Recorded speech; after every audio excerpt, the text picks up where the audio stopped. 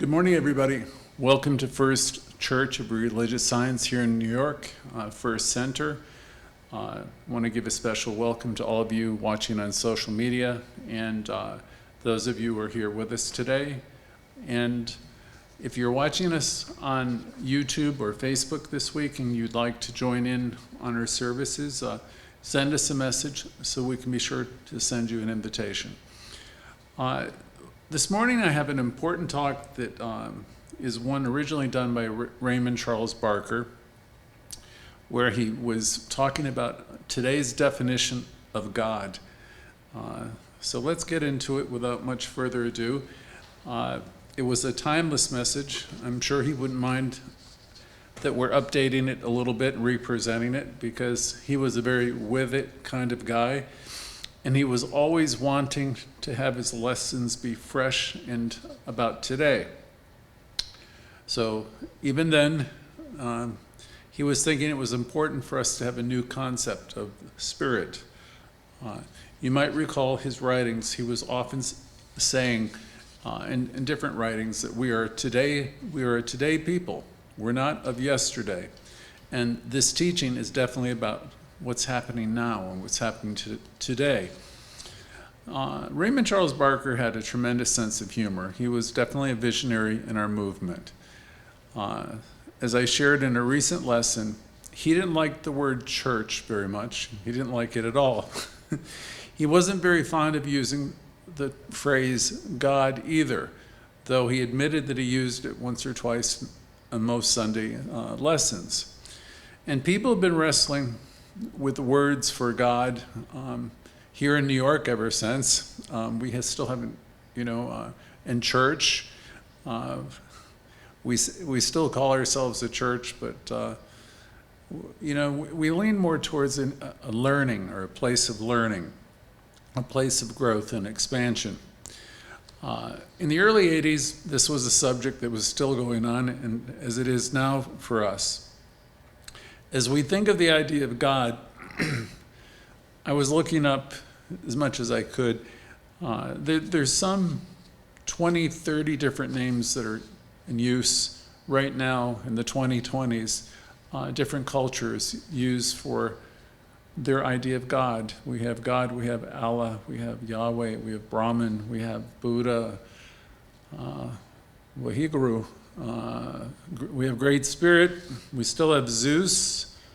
We have universal consciousness. We have the Creator, Supreme Being, Tengri, Elohim, Ahura, Devas, Anansi, Kami, Amana, Mavu, Niga, Wakantanka. That goes back to the Indians in America. I can't pronounce the next, Wa'ak. And there's many more, actually. And so we have lots of terms that will mean to whoever's using those terms and praying God. So it's really the idea of God. Throughout ancient times, people devised all kinds of practices to appeal to whatever their notion was of this higher power. And they were acknowledging in their prayers the influence of these powers. And so they developed rituals, offerings, in hopes of gathering favor, protection, and blessings. It's just that quick search, and do it for yourself, and you'll see that different civilizations all had different deities and different names for who they revered. The Egyptians, for instance, honored the god Ra, the sun god, and Isis, the goddess of magic and fertility.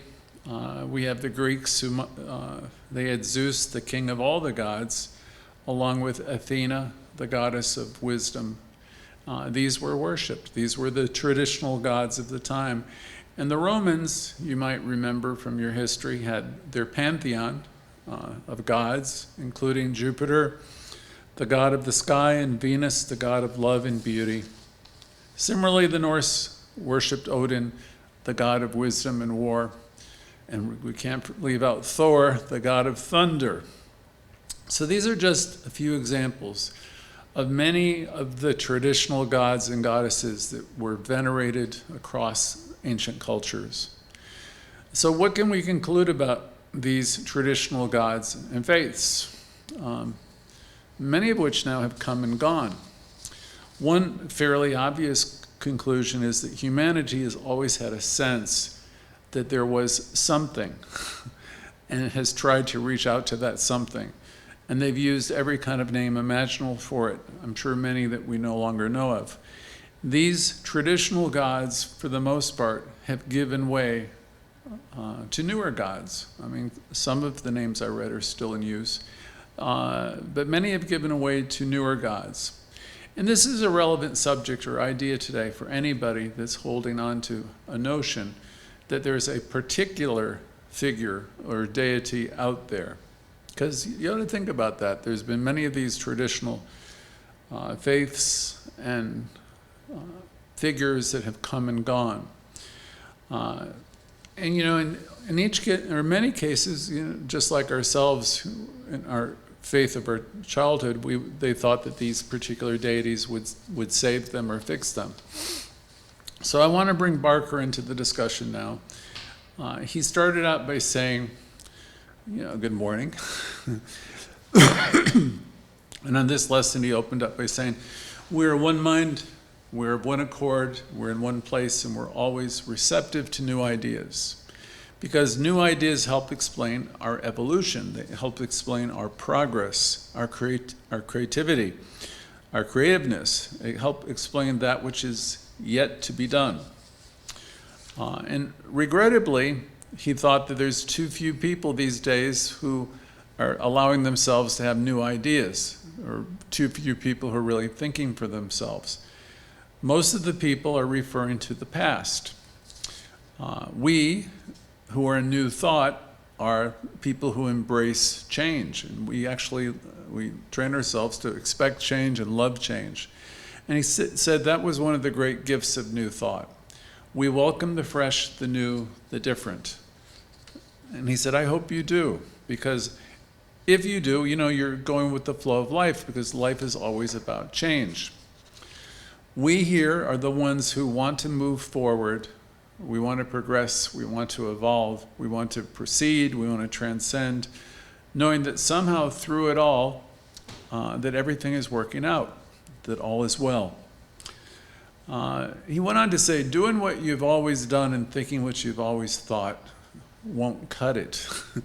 If you're one of these people that are raised up in a family and you're still thinking what your parents thought and you haven't gotten out of the small town you were raised in, and if you haven't thought much is new, he says, you're putting yourself behind the curve, because life is on the move, spirit's always in action, and spirit is always in action, creating out of itself.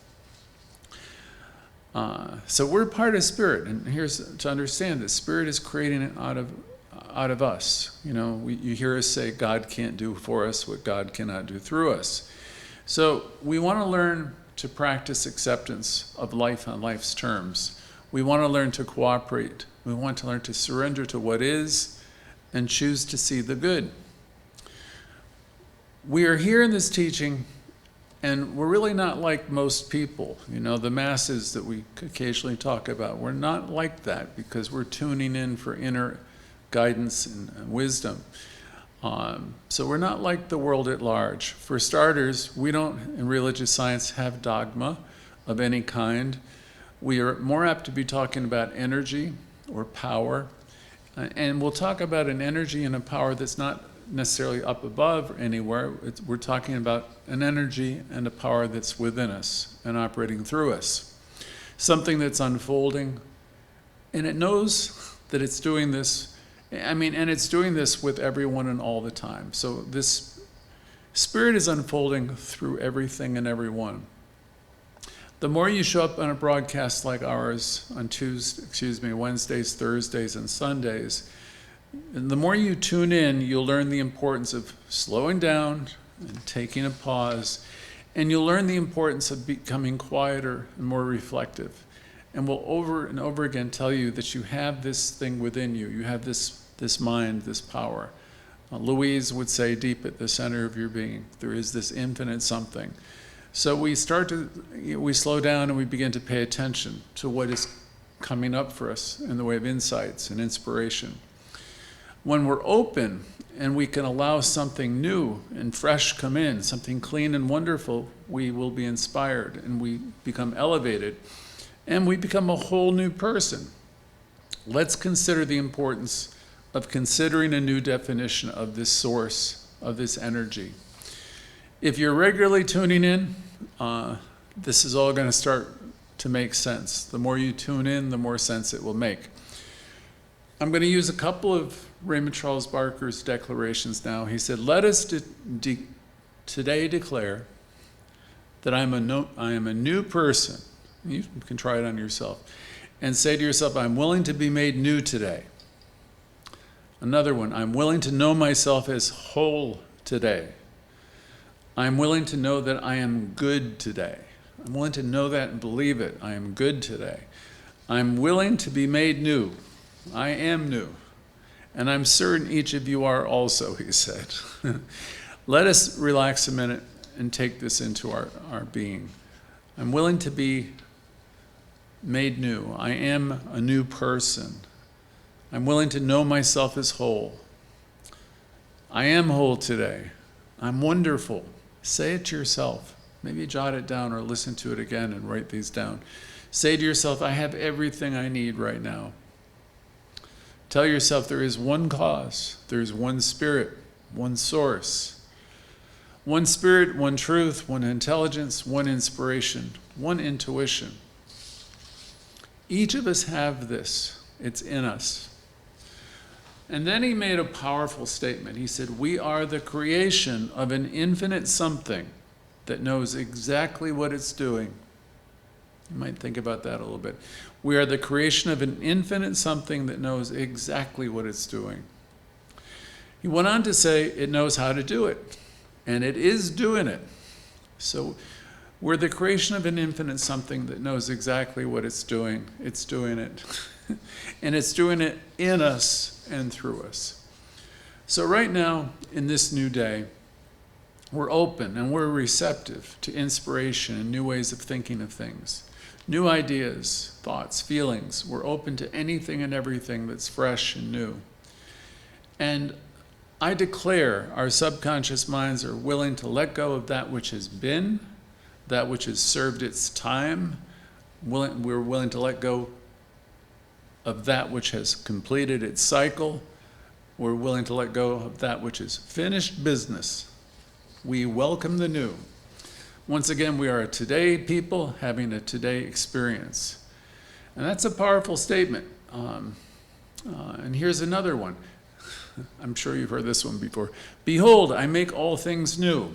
Yes, you do. You have the ability with your consciousness and this teaching to make all things new every moment of your day, every moment of your life.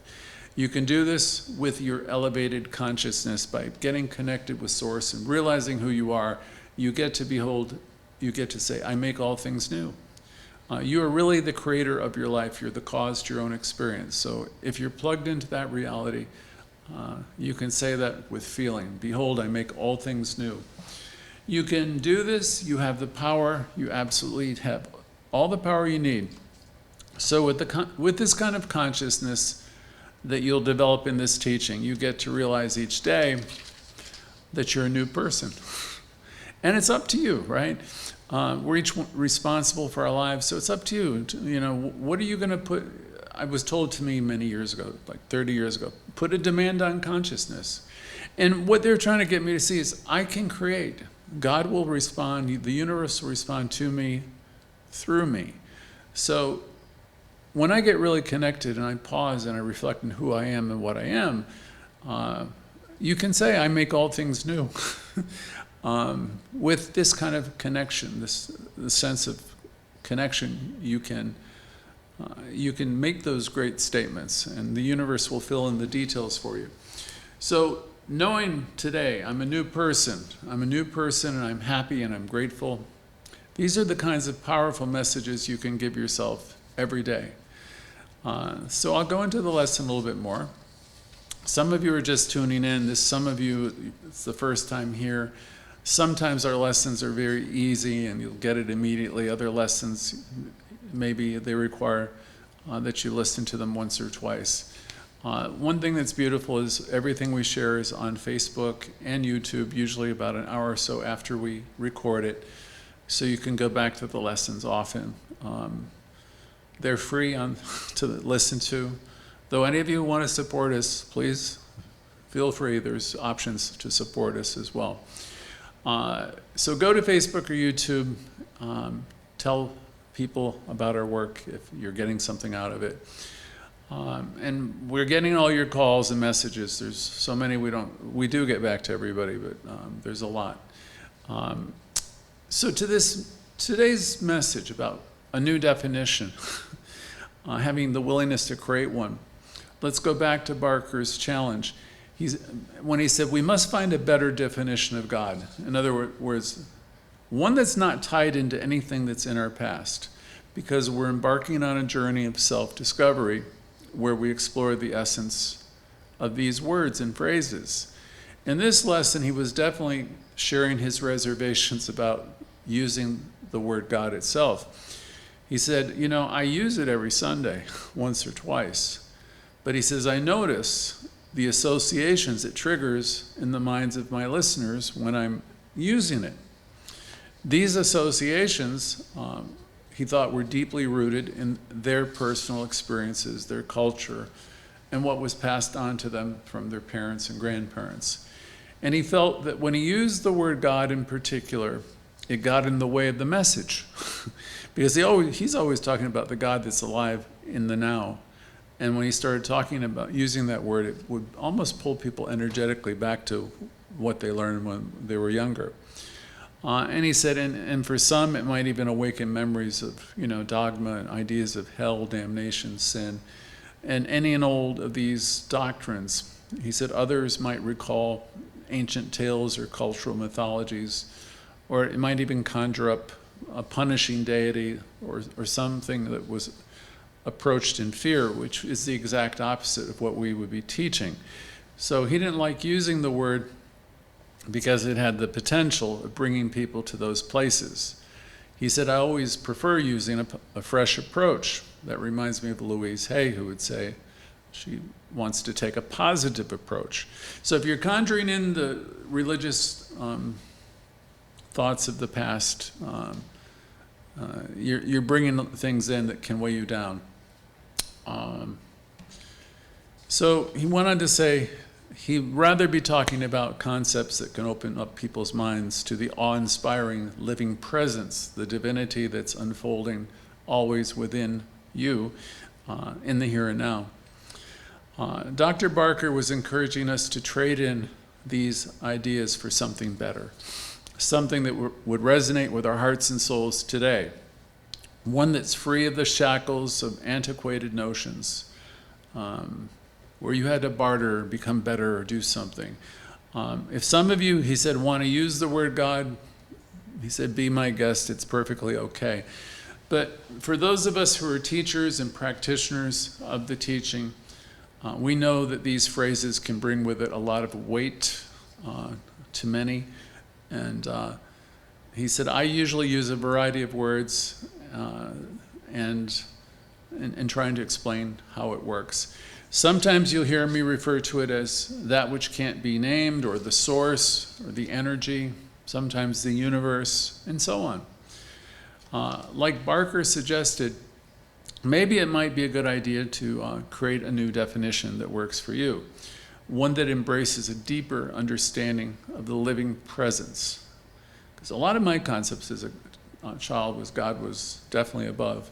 So some of you like source, inner source. So he's suggesting maybe it might be a good idea to create a new definition for ourselves. Let's explore or think about one that leads us to a world of unity, interconnectedness, compassion, and brings us to infinite potential within. I note now younger people in the 2020s don't seem to have the same issues as those of us who are older with the idea of an energy or a power when they're thinking of the idea of God. And I think it's because they're no longer in churches. Most of this generation were raised by people who stopped going to church long before.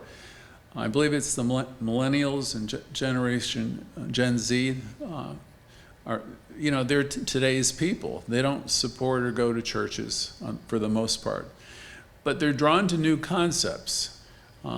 We've studied that the younger people don't have any problem with the idea of energy, flow.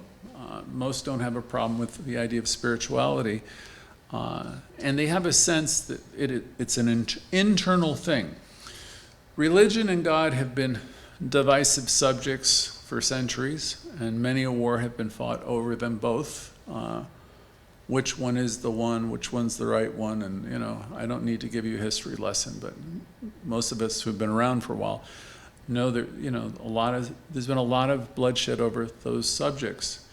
Barker predicted the closure of most churches 30 years ago, and he, like Joseph Campbell and many, have all said the same thing, Bill Moyers and all of them.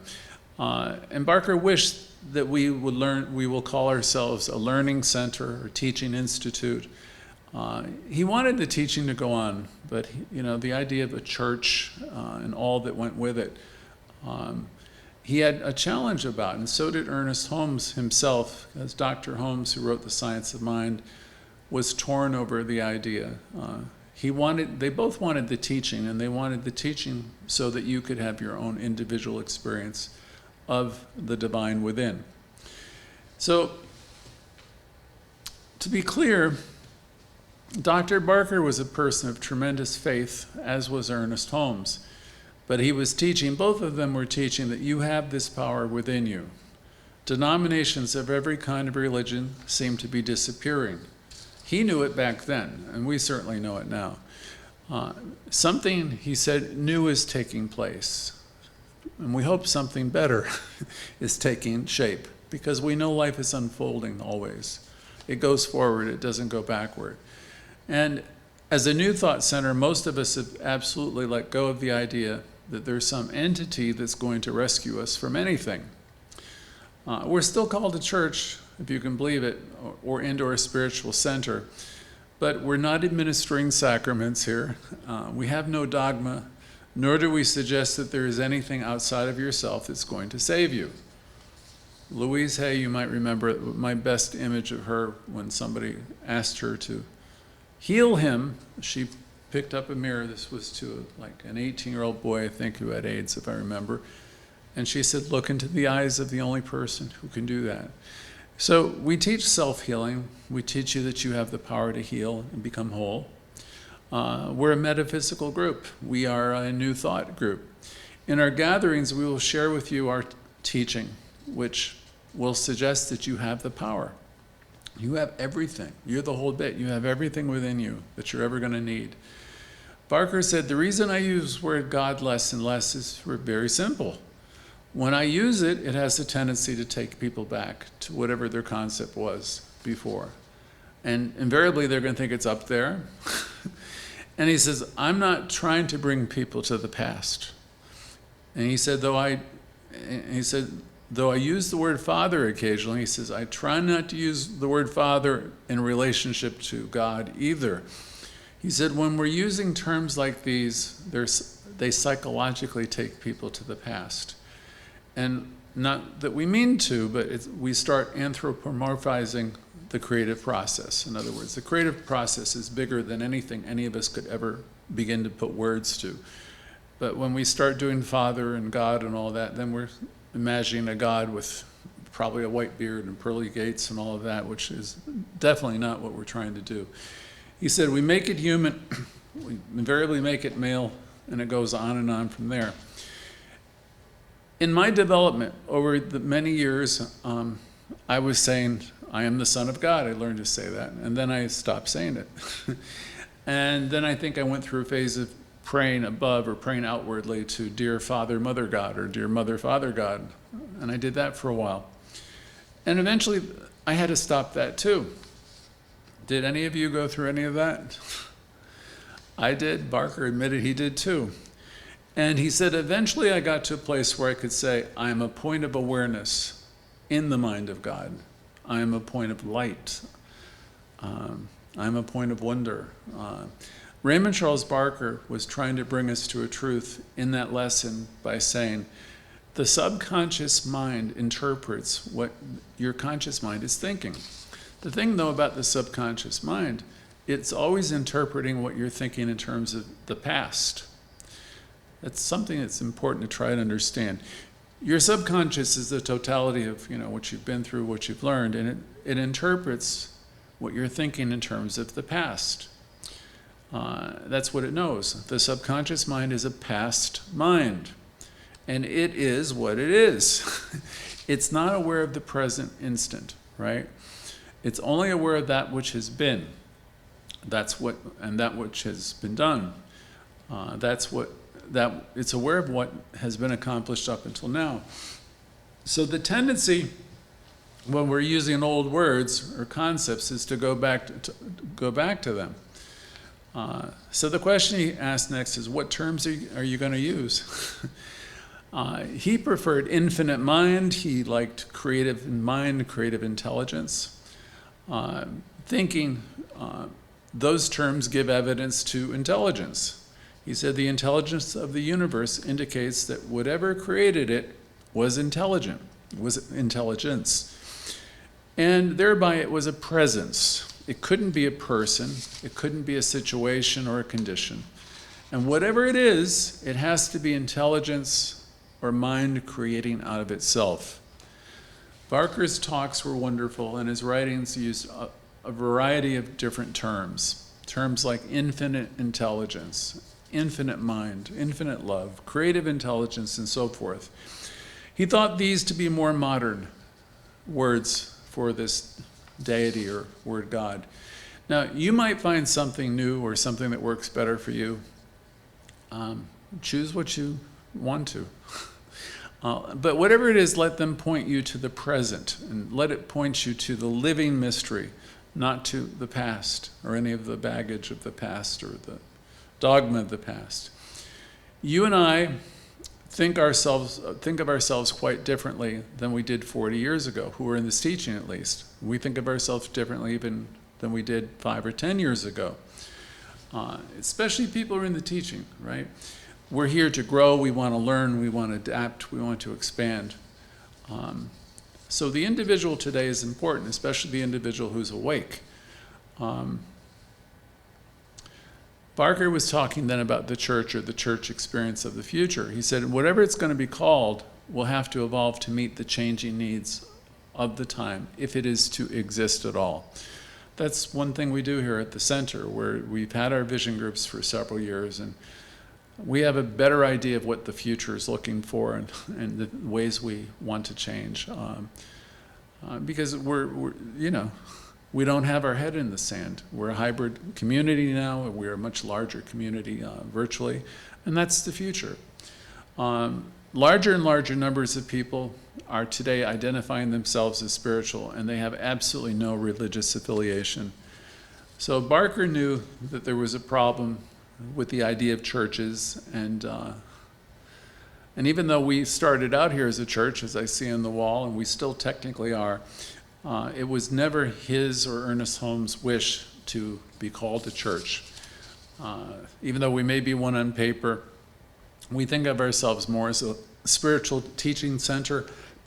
We're here to empower lives.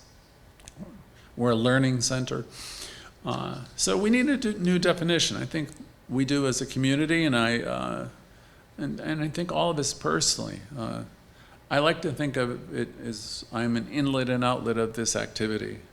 Whatever it is, I am, So those are expansive ideas. Whatever it is, I am. And I am supplied and supported. I know we'll eventually drop the word church entirely, because it's always bringing us back to an old idea. And it's something that most people are completely done with.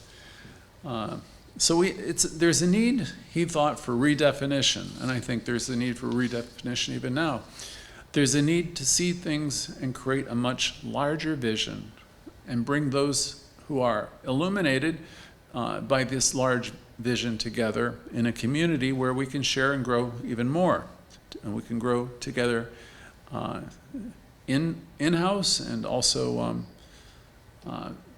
in our internet community. Our teaching tells us there is something which creates out of itself. And that something which creates out of itself probably can never be entirely known, but we can definitely sense it and we can feel it, at least in part.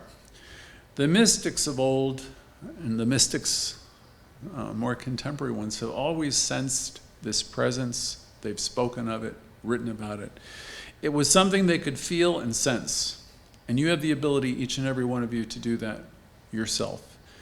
As you go within and as you perhaps become mindful or a little bit more meditative, you will sense that there's an interior something. You'll feel it, you'll sense it as you start to do it more and more, which people who live in close contact with this presence can sense. This is what the mystics have always known. They know that everything that is forever changing, they know everything is forever changing, evolving, expanding. They're not troubled by it. And they know that this energy is it, and they sense it, and they want to be a part of it and flow with it. And that's what we're trying to do here at the center. We want to be awake more often, and when we forget, we want to wake up again.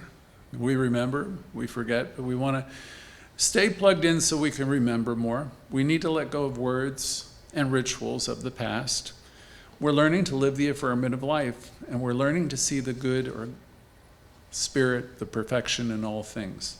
We're growing day by day. Everything's unfolding. We're not terribly concerned with what's happening. We're not here, by that I mean we're not here trying to make people wrong.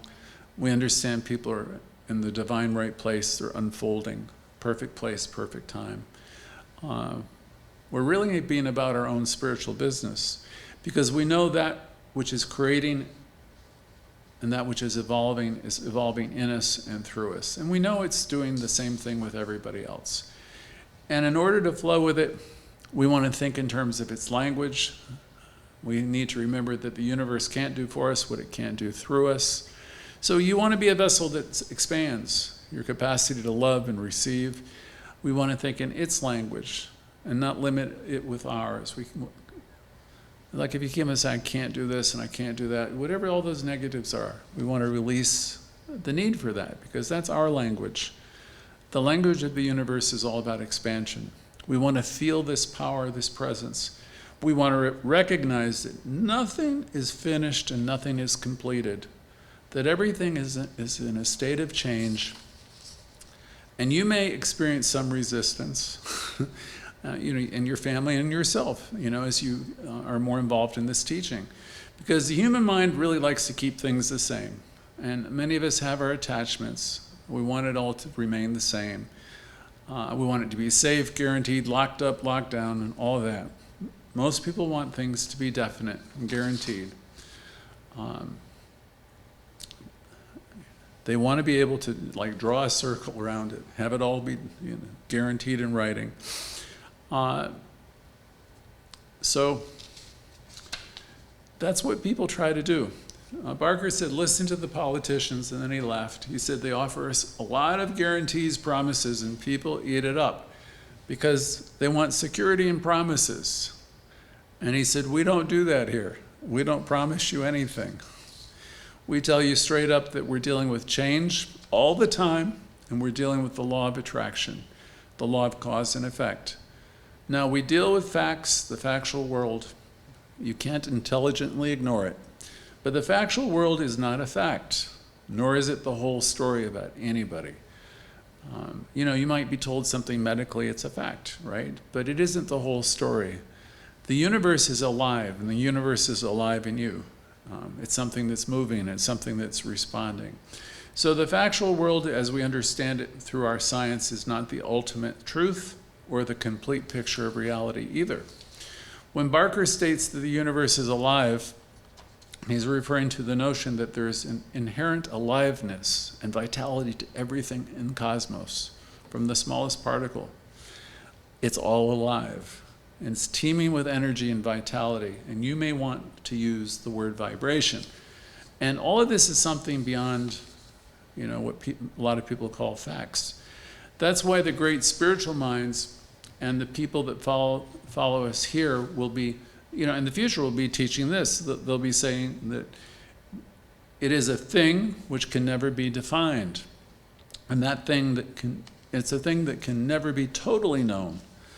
It's a thing that can never be totally experienced. You see, that's what we're dealing with here. We need to practice knowing that there is a presence, and it's a presence you can use in every moment, in every phase of your life. Try not to box it up. Try not to define it in any way. Try not to limit it, because most of our words are tied into old ideas, old deities.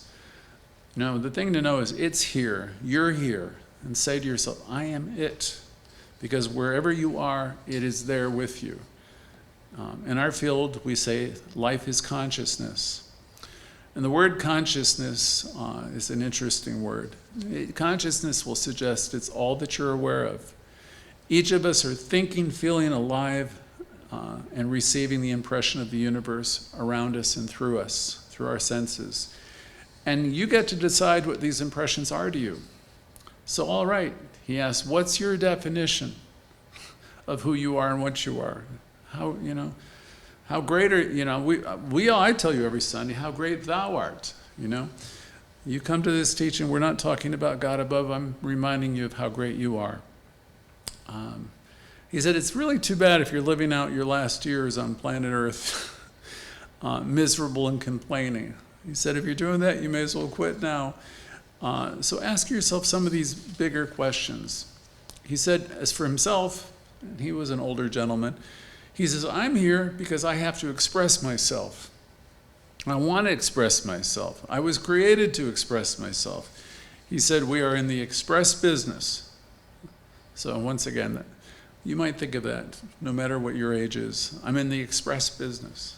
And as you start getting interested about life, at some point he commented, you become an interesting person. And that doesn't matter if you're 8 or you're 80. He said, psychologically, there are very few people who really are out there expressing themselves. They're oftentimes expressing other people, their parents, their important people who've touched them in their lives. And he said, that's too bad. He said, I want you to hear this. It's not too late. If you have a new definition that requires, if you take on a new definition of deity today that requires aliveness and vitality, if you take that on, if you say, I'm that, and I'm alive for the purpose of self-expression and the discovery of who I've come here to be. And then I started getting involved with that. He said, this is a new field of creative thinking. And he says, it's fascinating. And it won't matter your age, because you're going to be an interesting person if you start becoming interested and start making some of these affirmations.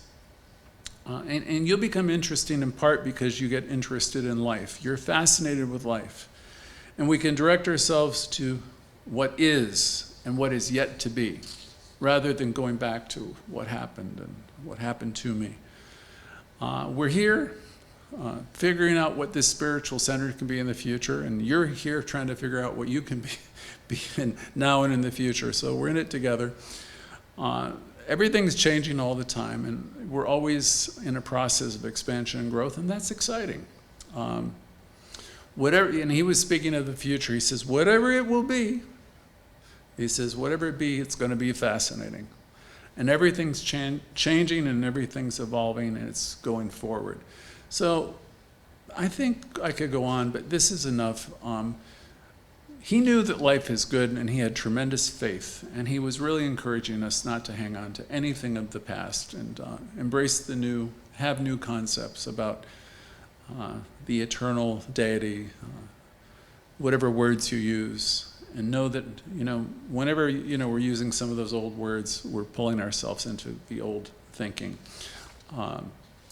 He said, we are light, we are self-expression, we are a means by which a larger thought can be thought, a larger feeling can be felt. We're a new something, where a new something can be born, the eternal process of coming and going.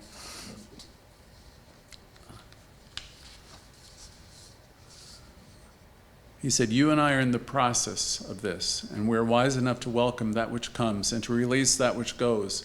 Because if we are a today person and a today experience, then we no longer are the child or the teenager. We are that which is expressing. We are that which is appearing and that which is disappearing. So as I said earlier, all the old ideas and things will pass away, but behold, each and every day you get to make all things new. And so it is. So thank you, and I look forward to your chat. Jimmy and I are going to be taking your calls in just a moment. Thank you.